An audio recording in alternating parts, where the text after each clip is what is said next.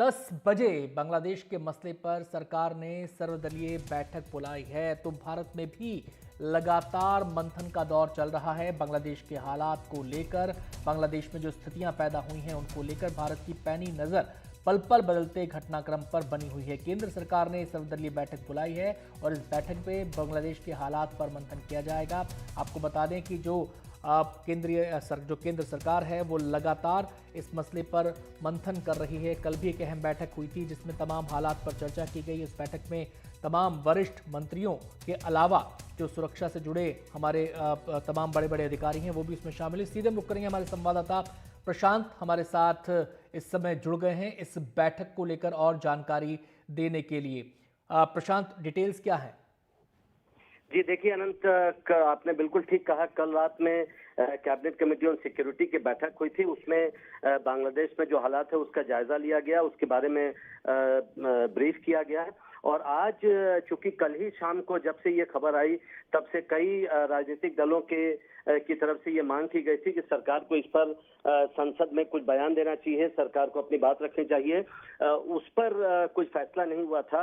अब सरकार ने सभी दलों की बैठक बुलाई है, सर्वदलीय बैठक बुलाई है। अब से कुछ देर बाद 10 बजे संसद भवन में ये बैठक हो गई और अंदाजा ये है कि सरकार सभी दलों को इस मसले पर ऑन बोर्ड लेना चाहती है और इस बैठक में ब्रीफ किया जाएगा कि बांग्लादेश में आखिर स्थिति क्या है, क्योंकि ये बेहद संवेदनशील मसला है। इसलिए सरकार मुझे लगता है कि चाहती है कि संसद में इस पर कुछ बात हो, उसके पहले एक क्लोज डोर मीटिंग हो, सभी दलों के साथ बैठक हो और उसमें सरकार बताए कि वास्तविक स्थिति क्या है बांग्लादेश में। मुझे लगता है कि इस बैठक में सरकार बांग्लादेश में की जो स्थिति है उसके बारे में तो बताएगी ही, साथ ही भारत का अगला कदम क्या होगा, क्या हो सकता है, शेख हसीना के बारे में क्या भारत सरकार का रुख है, इन सब बातों पर सभी दलों को ब्रीफ किया जाएगा। और इसलिए सरकार ने संसद की जो कार्रवाई है 11 बजे शुरू होगी, उसके पहले सभी दलों की बैठक बुला ली है और उसमें सब कुछ ब्रीफ किया जाएगा सभी पार्टियों को। जी प्रशांत, भारत के लिए ये मसला इसलिए भी बड़ा है, स्टेक्स इसलिए भी हाई हैं क्योंकि भारत के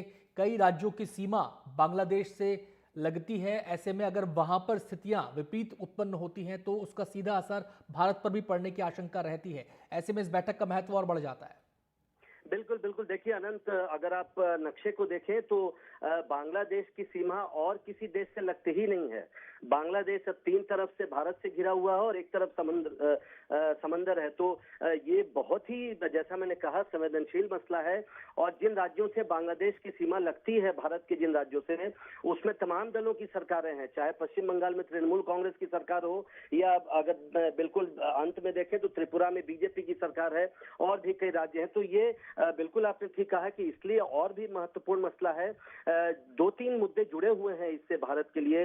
अगर बांग्लादेश में स्थितियां और बिगड़ती हैं, वहां स्थिरता होती है, तो फिर जाहिर है एक इन्फ्लक्स होगा, शरणार्थियों का आना शुरू हो जाएगा, घुसपैठ शुरू हो जाएगी।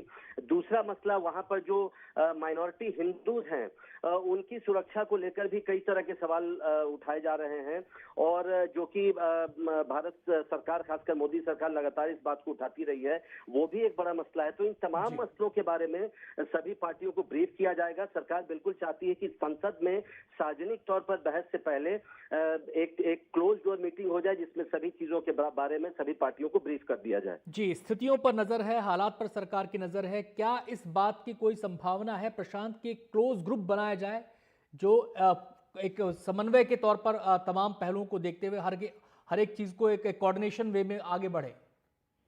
नहीं, देखिए ये जो बैठक है अनंत, संसद का सत्र चूंकि चल रहा है और आमतौर पर ये परंपरा रही है कि इस तरह के अगर मामले होते हैं, खासकर विदेश नीति से जुड़े अगर मामले हैं और पड़ोस में अगर इतना बड़ा मामला आता है, वहां इतनी बड़ी अस्थिरता पैदा हो जाती है, तो संसद में आमतौर पर सरकार की ओर से बयान दिया जाता है दोनों ही सदनों में। कल भी इस तरह की मांग की गई थी, लेकिन चूंकि स्थितियां कल बिल्कुल स्पष्ट नहीं थी, लिहाजा सरकार की तरफ से जाहिर है बयान नहीं दिया गया। आज सुबह ही मनीष तिवारी जो कांग्रेस के नेता हैं, उन्होंने एक कार्य स्थगन प्रस्ताव का नोटिस भी दिया है कि इस पर तुरंत चर्चा करवाई जाए। लिहाजा ये जो पूरी कवायद है सरकार की ओर से, वो संसद का सत्र चल रहा है। संसद से कोई गलत मैसेज नहीं जाए, कोई गलत संदेश नहीं जाए। मामला पड़ोसी का है, संवेदनशील है, इससे कई चीजें जुड़ी हुई हैं। इसलिए सरकार चाहती है कि सत्र के पहले सभी पार्टियों से राय विचार कर लिया जाए। बहुत बहुत शुक्रिया प्रशांत आपका इस पूरी जानकारी के लिए। तो अब से कुछ ही देर बाद ये बैठक शुरू होने वाली है। संसद सत्र की जो कार्यवाही होती है वो 11 बजे शुरू होगी, सदन की कार्यवाही, संसद की कार्यवाही। और उससे पहले सर्वदलीय बैठक सरकार ने बुलाई है, जिससे कि एक हालात को लेकर सभी पार्टियों के साथ मंथन कर लिया जाए। आज विदेश मंत्री एस जयशंकर भी इस विषय में संसद को अवगत कराने वाले हैं।